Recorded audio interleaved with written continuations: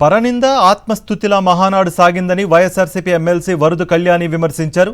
ప్రజలకిచ్చిన హామీలు అమలు చేయని చంద్రబాబు డైవర్షన్ పాలిటిక్స్తో పరిపాలన చేస్తున్నారని ఆమె మండిపడ్డారు. మహిళలకు ఇచ్చిన హామీలు నెరవేర్చకుండా కూటమి ప్రభుత్వం మోసం చేసిందని ధ్వజమెత్తారు. వాళ్ళు ఇచ్చిన ఏ ఒక్క హామీ అమలు చేయలేదు. ప్రజల్లో తీవ్రమైన వ్యతిరేకత వస్తుంది ఈ విషయం మీద.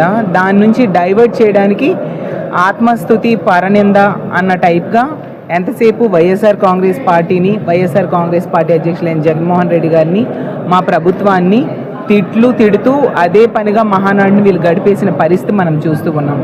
ఈరోజు మహిళల్ని మోసం చేశారు, నిరుద్యోగులు మోసం చేశారు, రైతులను మోసం చేశారు, ఉద్యోగులు మోసం చేశారు, అన్ని వర్గాల ప్రజల్ని ఈరోజు మోసం చేసి మళ్ళీ ఏ మొహం పెట్టుకొని ప్రజల దగ్గరికి వచ్చి వీళ్ళు మాట్లాడతారని నేను అడుగుతున్నాను.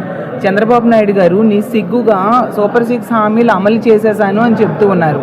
అసలు నిజం చెప్పాలంటే మొదటి సంతకం పెట్టిన నిరుద్యోగ వృత్తి హామీ కూడా 2 ఏళ్ళైనా ఈ రోజుకి అమలు చేయని పరిస్థితి మనం చూస్తూ ఉన్నాం.